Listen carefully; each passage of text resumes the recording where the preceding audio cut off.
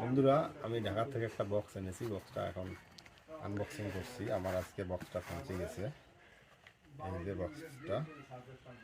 বক্সটা হচ্ছে music ওয়ারিংস speaker X922। এখন আমরা এটা খুলবো।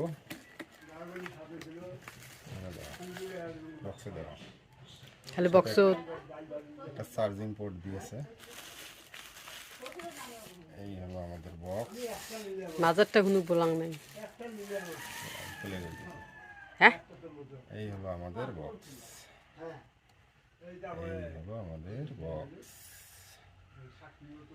তো বক্সটা শুরুতে অন করে নেব।